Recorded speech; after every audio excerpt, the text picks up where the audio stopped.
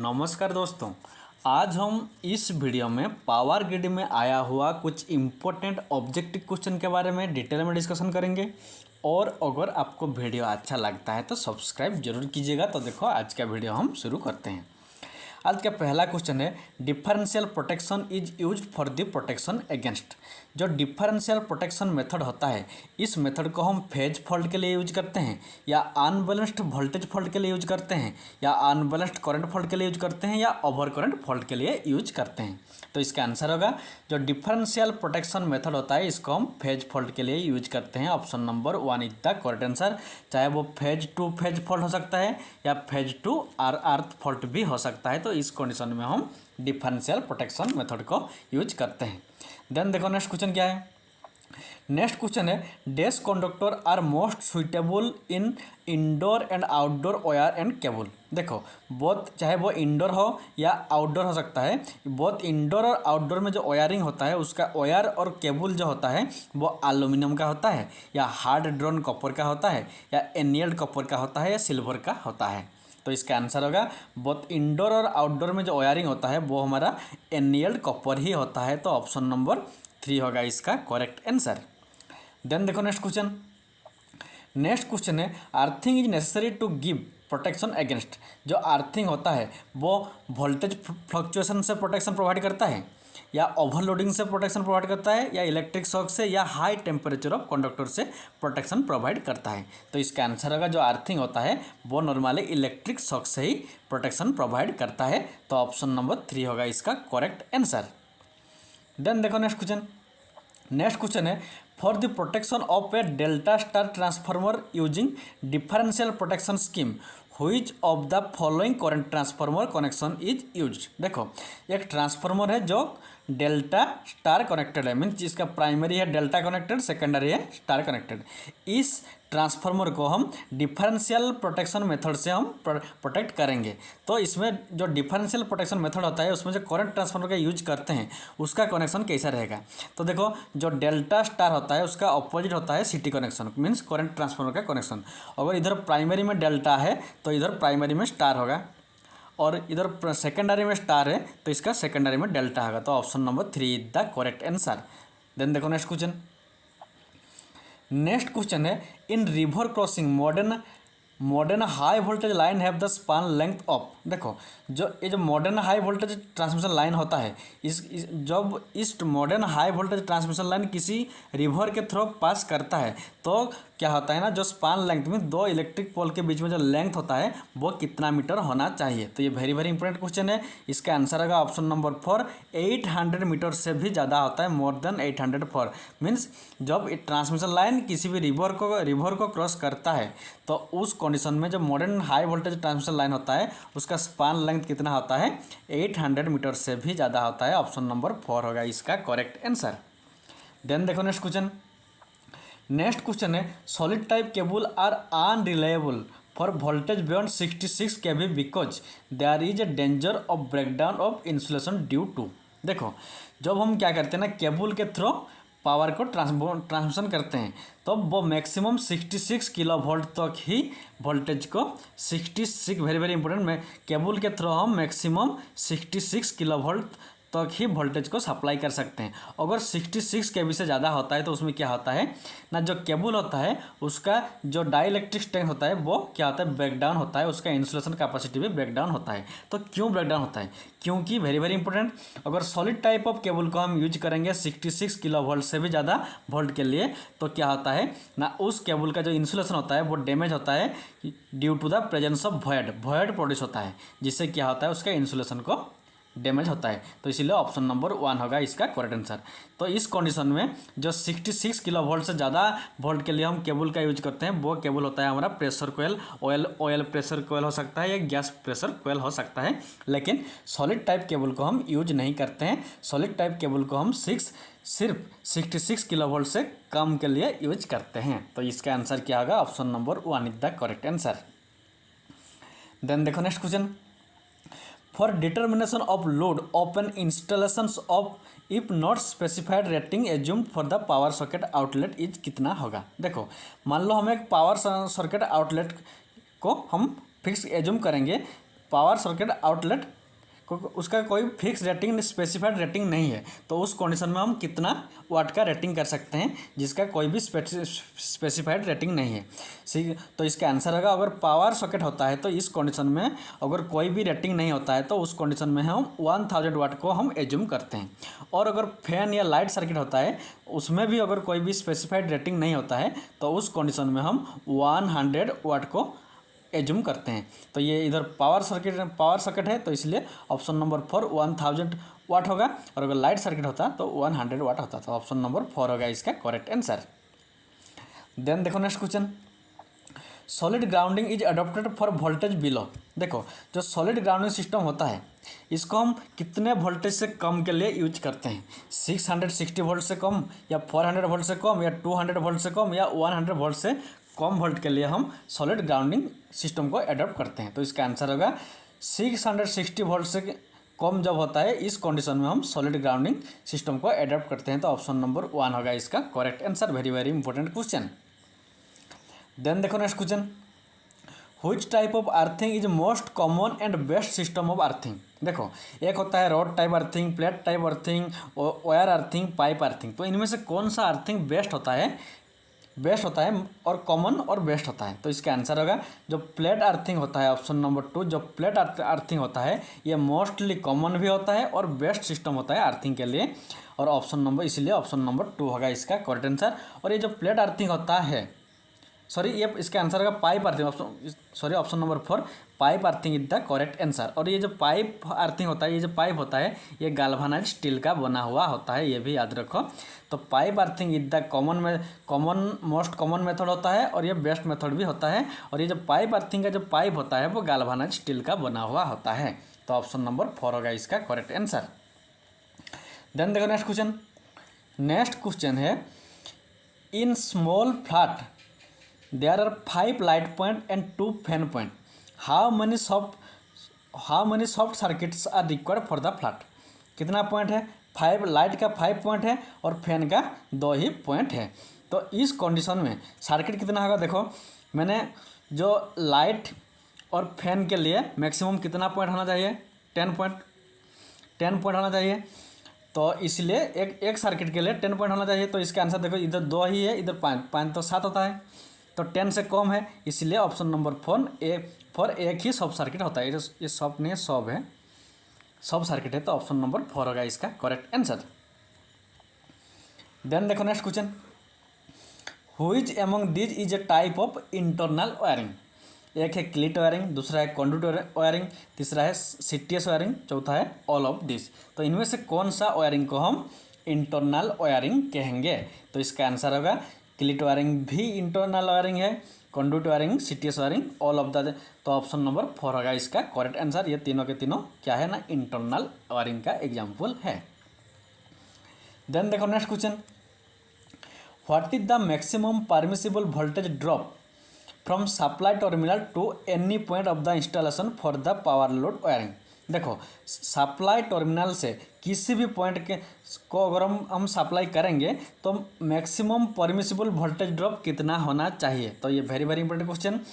5% of the declare supply voltage, जितना supply voltage होता है उससे सिर्फ 5% तक ही वोल्टेज ड्रॉप हो सकता है। ये हमारा सप्लाई वोल्टेज से 5%, तो ऑप्शन नंबर 3 होगा इसका करेक्ट आंसर। सप्लाई वोल्टेज से मैक्सिमम 5% तक ही ड्रॉप हो सकता है, तो ऑप्शन नंबर 3 होगा इसका करेक्ट आंसर। देन देखो next question, which electricity act is at present prevailing in India. India में इनमें से कौन सा टाइप ऑफ इलेक्ट्रिसिटी एक्ट को प्रेजेंट मीन्स अब इस इलेक्ट्रिसिटी एक्ट के मुताबिक काम कर रहा है।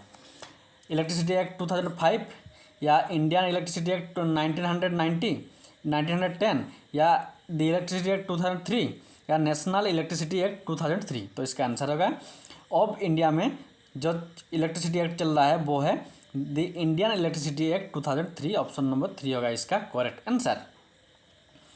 देन देखो next question, as per IS Indian standard 3043-1966 the pipe type earthing electrode made up of steel should not be smaller than dash the internal diameter. देखो ये जो इंडियन स्टैंडर्ड 3043/1966 के मुताबिक जो पाइप अर्थिंग होता है, जो उसका जो डायमीटर होता है, इंटरनल डायमीटर होता है, वो हमारा should not be less than means 38 millimetre से कम नहीं होना चाहिए। जो प्लेट का यूज करते हैं, पाइप का यूज करते हैं, उस पाइप का डायमीटर 33 मिलीमीटर से कम नहीं होना चाहिए। तो ऑप्शन नंबर 4 होगा इसका करेक्ट आंसर। देन देखो next question, the सेग of A transmission line conductor in summer. देखो जो समर के टाइम होता है, winter, rainy season, winter season और समर सीजन। तो जो समर सीजन होता है, इसमें जो ट्रांसमिशन लाइन का जो सेग होता है वो क्या होता है, विंटर से कम होता है या विंटर से ज़्यादा होता है या विंटर में जितना होता है उतना ही रहता है या नॉन ऑफ दिस। तो इसका आंसर होगा जो समर का टाइम होता है उस कंडीशन में ट्रांसमिशन लाइन का सेक जो होता है वो मोर होता है, ज़्यादा होता है विंटर के महीने से। Option number 2 is the correct answer. तो सेक क्या होता है, देखो मान लो ये हमारा दो ट्रांसमिशन लाइन का दो इलेक्ट्रिक पोल है, दोनों के बीच में जो ये डिस्टेंस होता है इसको हम क्या कहते हैं, स्पान कहते हैं, स्पान। लेकिन जो वायर होता है वो थोड़ा नीचे की तरफ आता है, तो नॉर्मल हाइट और ये जो वायर है दोनों के बीच में जो ये गैप होता है इसको हम क्या कहते हैं, सेक कहते हैं। तो जो समर सीजन होता है, समर सीजन में क्या होता है, ये और ज़्यादा नीचे आता है, तो इसीलिए क्या होता है, ये सेग होता है, इसका वैल्यू इंक्रीज होता है विंटर से। तो ऑप्शन नंबर 2 होगा इसका करेक्ट आंसर। देन देखो नेक्स्ट क्वेश्चन, नेक्स्ट क्वेश्चन है cable in power transmission line are provided with intersheath 2। देखो जब हम केबल के थ्रू पावर को ट्रांसमिशन करते हैं तब उसमें जो इंटरशीथ होता है, उस इंटरशीथ को हम क्यों यूज करते हैं, चार्जिंग करंट को कम करने के लिए या स्ट्रेस को कम करने के लिए, या हमें यूनिफॉर्म स्ट्रेस डिस्ट्रीब्यूशन करना होता है, या हाई वोल्टेज को मिनिमाइज करना होता है।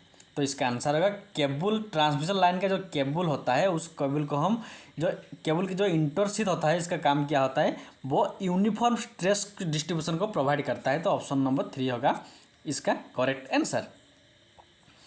देन देखो next question, according to voltage the cable, according to voltage the cable for operating voltage up to 33 kilo volt is called. देखो 33 किलो वोल्ट को हम क्या कहेंगे, लो वोल्टेज कहेंगे या हाई वोल्टेज केबल कहेंगे या सुपर टेंशन केबल कहेंगे या एक्स्ट्रा हाई टेंशन वोल्टेज कहेंगे।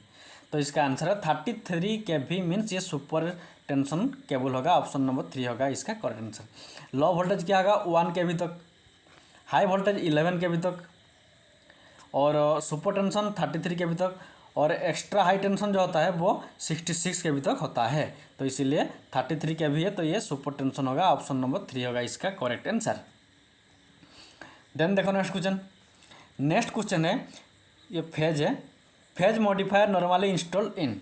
देखो जो फेज मॉडिफायर होता है इसको हम शॉर्ट ट्रांसमिशन लाइन में इंस्टॉल करते हैं या मीडियम ट्रांसमिशन लाइन में या लॉन्ग ट्रांसमिशन लाइन में या ऑल दी ट्रांसमिशन लाइन में हम फेज मॉडिफायर का यूज करते हैं। तो इसका आंसर होगा चाहे वो शॉर्ट हो, मीडियम हो, लॉन्ग हो, सभी टाइप ऑफ ट्रांसमिशन लाइन में हम क्या करते हैं ना, फेज मॉडिफायर का यूज करते हैं। तो ऑप्शन नंबर 4 होगा इसका करेक्ट आंसर।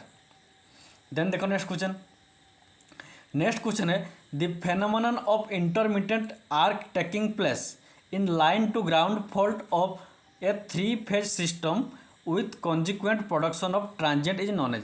मान लो हमारा एक 3 फेज लाइन है, जब क्या होता है सडनली कोई फॉल्ट होता है, सिंगल लाइन ग्राउंडेड होता है, तो उस कंडीशन में क्या होता है ना, एक ट्रांजिएंट प्रोड्यूस होता है कॉन्जिक्वेंटली, तो उसको हम क्या कहते हैं, उसको रिजोनेंस कहते हैं। रिजोनेंस तो नहीं होगा, इंसुलेशन फेलियर नहीं होगा क्योंकि जमीन तो आता है, तो ये भी नहीं होगा। ये जो आर्क ग्राउंडिंग है ये होगा उसका करेक्ट आंसर, ऑप्शन नंबर 3। तो इसका इस क्वेश्चन का आंसर क्या है, जब थ्री फेज ट्रांसमिशन लाइन का किसी एक फेज टूटकर जमीन में टच करता है तो उस कंडीशन में क्या होता है, क्या प्रोडक्शन होता है ना, कॉन्जिक्वेंटली एक ट्रांजिएंट प्रोड्यूस होता है, उसको हम क्या कहते हैं, आर्किंग ग्राउंड कहते हैं। ऑप्शन नंबर 3 होगा इसका करेक्ट आंसर। देन देखो next question, the maximum high voltage AC transmission level in India. India में सबसे ज़्यादा एसी हाई, सब maximum high voltage AC transmission कितना होता है, कितना वोल्टेज का है, 900 किलो वोल्ट का, 765 किलो वोल्ट का, या 400 किलो वोल्ट का, या 220 किलो वोल्ट का। Very very important question. अब तक इंडिया में जो मैक्सिमम एसी वोल्टेज ट्रांसमिशन हुआ है वो है 765 किलो वोल्ट। ऑप्शन नंबर 2 होगा इसका correct answer. Very very important question. Then देखो next question, as per Indian electricity rule the terminal voltage must be within the range of if the nominal voltage is 240 volt अगर nominal voltage कितना है 240 volt. तो इस condition में Indian electricity rule के मुताबिक ये जो वोल्टेज का रेंज कितना होना चाहिए। तो देखो इसका आंसर होगा, हम सब जानते हैं जो नॉमिनल वोल्टेज होता है उससे क्या क्या अगर जो वेरी होता है वोल्टेज वो 5% का वोल्टेज वेरी होता है। तो 5% मीन्स क्या होगा, कितना होगा, देखो ये 240 है, इसका 10% कितना है 24, ये 10%, तो 5% इसका हाफ होगा, 5% मीन्स 12 होगा, 24 का हाफ, तो ये 12 वेरी होगा। तो ये जो 240 है इसको अगर 12 ऐड करेंगे तो 252 होगा, और 12 माइनस करेंगे तो 228 होगा। तो 228 से लेकर 252 के बीच में रहेगा। तो ऑप्शन नंबर 2 होगा इसका करेक्ट आंसर, क्योंकि 5% वोल्टेज वेरी होता है। तो ऑप्शन नंबर 2 होगा इसका करेक्ट आंसर। देन देखो नेक्स्ट क्वेश्चन है D type cartridge fuse having rating from, very very important question. जो कैट्रिज टाइप फ्यूज होता है डी टाइप का, उसका जो रेटिंग होता है वो 15 एम्पियर से लेकर 75 एम्पियर के बीच में रहता है, या 1 एम्पियर से लेकर 100 एम्पियर के बीच में रहता है, या 2 एम्पियर से लेकर 63 एम्पियर के बीच में रहता है, या 1 एम्पियर से लेकर 5 एम्पियर के बीच में रहता है। तो जो डी टाइप कैट्रिज फ्यूज होता है इसका जो रेटिंग होता है वो नॉर्मली हमारा 2 एम्पियर से लेकर 63 एम्पियर के बीच में रहता है। ऑप्शन नंबर 3 होगा इसका correct answer, very very important question. Then देखो next question, the size of an earth wire is determined by, देखो जो आर्थ वायर होता है उसका जो साइज, हम इनमें से कौन सी किससे हम डिटरमाइन करेंगे कि एक आर्थ वायर जो होता है उसका साइज कितना होना चाहिए। Body size of the electrical machine, जो मशीन होता है उसका बॉडी के साइज के मुताबिक हम आर्थ वायर का साइज डिटरमाइन करेंगे, या एटमॉस्फेरिक कंडीशन के मुताबिक, या ampere capacity of the wire, जो वायर होता है उसका कैपेसिटी कितना करंट को फ्लो कर सकता है उसका कैपेसिटी के मुताबिक, या वोल्टेज ऑफ द वायर के मुताबिक। तो इसका आंसर होगा जो आर्थ वायर होता है उसका साइज हम ampere hour capacity of the wire के मुताबिक डिसाइड करते हैं। Very very important question, option number 3 होगा इसका करेक्ट आंसर। देन देखो next question, which of the following is not a valid method of neutral grounding, जो neutral grounding method होता है इनमें से कौन सा एक इनवैलिड है, मीन्स वैलिड मेथड नहीं है न्यूट्रल ग्राउंडिंग के लिए। सॉलिड ग्राउंडिंग ये तो नहीं है, रिएक्टेंस ग्राउंडिंग ये भी नहीं है, वोल्टेज ट्रांसफार्मर सॉरी ये भी है। तो ये पोल्स ट्रांसफार्मर ग्राउंड मेथड ये जो होता है ये हमारा इनवैलिड है, नॉट वैलिड मीन्स इनवैलिड है। तो ऑप्शन नंबर 4 होगा इसका correct answer. Solid grounding valid है, रिएक्टेंस ग्राउंडिंग भी वैलिड है, और वोल्टेज ट्रांसफर ग्राउंडिंग भी वैलिड है। तो ऑप्शन नंबर 4 होगा इसका करेक्ट आंसर। देन देखो next question, the maintenance of the transmission line passing through a polluted या coastal area should be completed dash before onset of the winter. देखो winter से पहले जो ट्रांसमिशन लाइन हमारा polluted city या coastal area के through पास कर रहा है तो उसका जो मेंटेनेंस होता है वो विंटर से पहले कितना टाइम करना चाहिए, 4 बार या 3 बार या 2 बार या एक ही बार। तो इसका आंसर होगा मिनिमम 1 बार तक करना ही होगा विंटर आने से पहले। जो ट्रांसमिशन लाइन हमारा पोल्यूटेड सिटी के थ्रू पास कर रहा है या कोस्टल एरिया में पास कर रहा है उसको विंटर आने से पहले 1 बार तो मेंटेनेंस करना ही होता है। तो ऑप्शन नंबर 4 होगा इसका करेक्ट आंसर। देन देखो next question, in case of high voltage DC transmission line they are, देखो जो high voltage DC transmission line होता है उसमें चार्जिंग करंट होता है लेकिन स्किन इफेक्ट नहीं होता है, या चार्जिंग करंट नहीं होता है स्किन इफेक्ट होता है, या ना ही चार्जिंग करंट होता है, चार्जिंग करंट नहीं होता है लेकिन स्किन इफेक्ट होता है, या ना ही चार्जिंग करंट होता है, या बहुत charging current and skin effect, charging current भी होता है और स्किन इफेक्ट भी होता है। तो इसका आंसर होगा जो हमारा high voltage DC transmission line होता है उसमें ना ही चार्जिंग करंट होता है ना ही स्किन इफेक्ट होता है। तो ऑप्शन नंबर 2 होगा इसका करेक्ट आंसर। और डीसी में तो स्किन इफेक्ट नहीं होता है क्योंकि फ्रीक्वेंसी 0 होता है। तो इसका आंसर ऑप्शन नंबर 2 ही होगा करेक्ट आंसर। देन देखो next question, in a 3 phase system equal fault current in line is 120 with 120 degree displacement is caused by. देखो मान लो एक 3 फेज लाइन है, यह मान लो स्टार 3 फेज ट्रांसमिशन लाइन है। इसमें क्या है तीनों के आपस में 120 डिग्री, ये दोनों के बीच में 120 डिग्री, ये दोनों के बीच में 120 डिग्री, और ये दोनों के बीच में 120 डिग्री डिस्प्लेसमेंट है। तो इसको हम इनमें से कौन सा टाइप ऑफ फॉल्ट कहेंगे, अनबैलेंस्ड लोड कहेंगे, या अनसिमेट्रिकल फॉल्ट कहेंगे, या सिमेट्रिकल फॉल्ट कहेंगे, या single line to ground fault कहेंगे। तो देखो तीनों के बीच में क्या है, इक्वल एंगल डिस्प्लेसमेंट है, दोनों के बीच में 120, इधर भी 120, इधर भी 120, तो इसको क्या कहेंगे, सिमेट्रिकल फॉल्ट कहेंगे। तो ऑप्शन नंबर 3 होगा इसका करेक्ट आंसर। देन देखो नेक्स्ट क्वेश्चन। नेक्स्ट क्वेश्चन है the fusing factor of the is the ratio of the fuse का जब फ्यूजिंग फैक्टर होता है वो हम सब जानते हैं, जब फ्यूजिंग फैक्टर होता है उसका वैल्यू हमेशा 1 से ज़्यादा, 1 से मोर, 1 से ज़्यादा होता है। तो ये जब फ्यूजिंग फैक्टर होता है इसका किस किस को रेशियो को हम ये 4 ऑप्शन में से किन किन का रेशियो को हम क्या कहेंगे, फ्यूजिंग फैक्टर कहेंगे। तो इसका आंसर होगा, देखो fusing current divide by rated current, ये होता है हमारा फ्यूजिंग फैक्टर का फॉर्मूला। तो फ्यूजिंग करंट किधर है, fusing current divided by current rating of the defusing, ये ऑप्शन नंबर 4 होगा इसका करेक्ट आंसर। तो fusing current divide by rating current, ये होता है फ्यूजिंग करंट। और जब फ्यूजिंग करंट होता है इसका वैल्यू हमेशा ज़्यादा रहता है रेटिंग करंट से, इसीलिए फ्यूजिंग करंट का वैल्यू हमेशा 1 से ज़्यादा होता है। तो ऑप्शन नंबर 4 होगा इसका करेक्ट आंसर। देन देखो नेक्स्ट क्वेश्चन। नेक्स्ट क्वेश्चन है the basic function of circuit breaker is to, एक सर्किट ब्रेकर होता है उसका बेसिक काम क्या होता है, वो उसका जो बेसिक काम होता है वो एक्सटिंग्विशिंग द आर्क, जो आर्क होता है उसको बुझाने के लिए काम करता है। देखो जो सर्किट ब्रेकर होता है उसमें एक फिक्स्ड कॉन्टैक्ट रहता है और मूवेबल रहता है। जब क्या होता है फॉल्ट, सर्किट में कुछ फॉल्ट होता है तब क्या होता है, जो मूवेबल पार्ट होता है वो फिक्स पार्ट से क्या होता है, कुछ डिस्टेंस दूरियां बनाता है, मीन दोनों के बीच में कुछ स्पेस बनता है। जब कुछ स्पेस बनता है तो दोनों के बीच में क्या होता है ना, आर्क बनता है, आर्क। ये जो आर्क होता है इस आर्क को कौन एक्सटिंग्विशिंग करता है ना, जो सर्किट ब्रेकर होता है, सर्किट ब्रेकर का बेसिक काम क्या होता है, उसी आर्क को एक्सटिंग्विश करना। तो ऑप्शन नंबर 3 होगा इसका करेक्ट आंसर। देन देखो नेक्स्ट क्वेश्चन। नेक्स्ट क्वेश्चन है the minimum size of aluminium cable generally use for light and fan sub circuit is 1/1.4 millimetre having current capacity. देखो जो एल्यूमिनियम वायर को हम यूज करते हैं लाइट और फैन सब सर्किट में, जिसका डायमीटर कितना है 1/1.4 मिलीमीटर, इसका करंट का कितना करंट रेटिंग होता है, कैपेसिटी कितना रहता है, 20 एम्पियर, 25 एम्पियर, 10 एम्पियर या 15 एम्पियर। तो इसका आंसर होगा 1/1.4 मिलीमीटर मीन्स इसके लिए 10 एम्पियर इसका कैपेसिटी होता है। तो ऑप्शन नंबर 3 होगा इसका correct answer. Very very important question. Then देखो next question. In case of transmission line conductor with increase the atmospheric temperature, देखो जो ट्रांसमिशन लाइन होता है उसमें अगर टेम्परेचर इंक्रीज होता है, मान लो ये हमारा एक ट्रांसमिशन लाइन का 2 इलेक्ट्रिक पोल है, दोनों के बीच में ये हमारा ट्रांसमिशन लाइन है, अगर क्या होगा ना टेम्परेचर, एटमॉस्फेरिक टेम्परेचर इंक्रीज होता है, मीन्स मान लो समर का महीने आ गया है, तो उस कंडीशन में क्या होगा, जो स्ट्रेस होता है ये कम होगा, तो देखो लेंथ ज़्यादा होगा, लेंथ इंक्रीज, स्ट्रेस ये नहीं होगा, length increase stress, option number 1 होगा इसका करेक्ट आंसर। स्ट्रेस क्या होगा, कम होगा, जिससे क्या होता है क्योंकि ये तो थोड़ा नीचे आएगा, एक्सपांड करेगा, तो इसीलिए स्ट्रेस कम होता है और लेंथ ज़्यादा होता है। तो ऑप्शन नंबर 1 होगा इसका करेक्ट आंसर। देन देखो नेक्स्ट क्वेश्चन।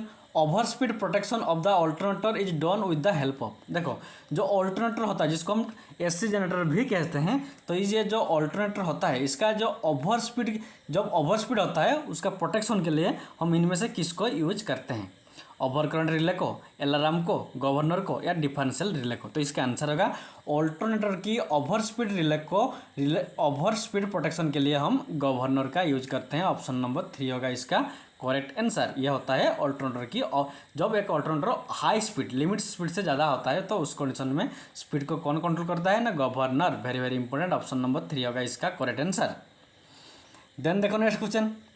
नेक्स्ट क्वेश्चन है which of the following property is not desirable for the insulating material use in electrical cable. हम सभी जानते हैं जो इलेक्ट्रिकल केबल होता है उसके चारों तरफ क्या होता है, इंसुलेटिंग मटेरियल होता है।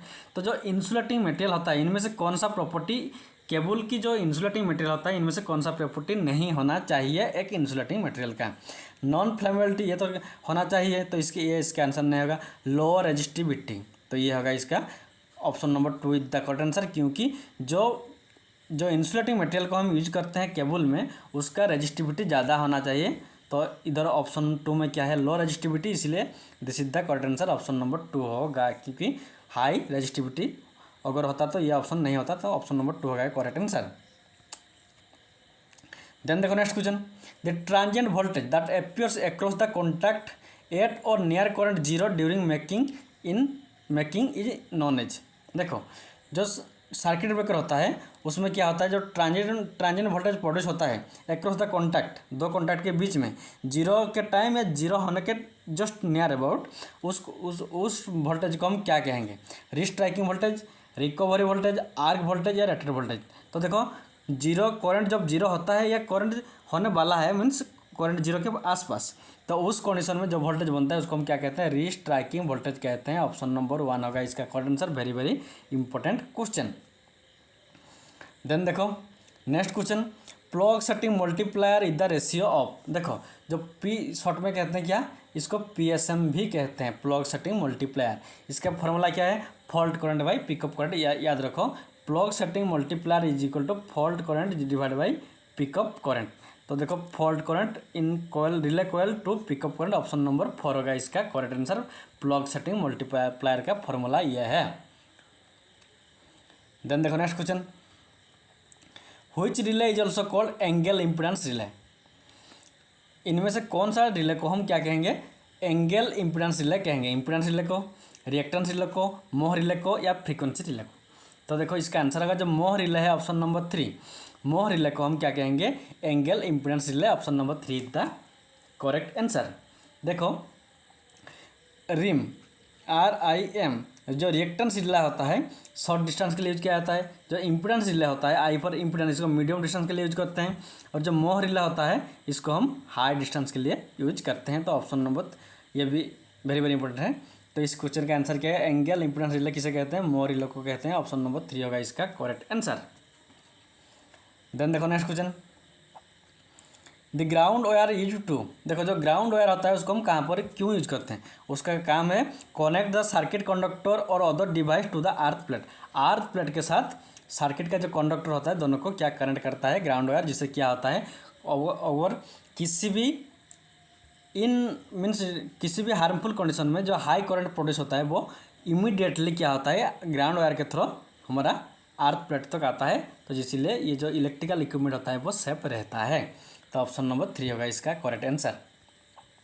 और जो लास्ट क्वेश्चन है देखो ये वाला क्वेश्चन, द मैक्सिमम, ये क्वेश्चन तो पहले ही चला हो, द मैक्सिमम हाई वोल्टेज ऐसी ट्रांसमिशन लाइन इन इंडिया कितना है, 765 किलोवोल्ट। ऑप्शन नंबर 2 होगा इसका करेक्ट आंसर। और आज के लिए इतना ही। Thanks for watching. और अगर आपको वीडियो अच्छा लगता है तो सब्सक्राइब जरूर कीजिएगा।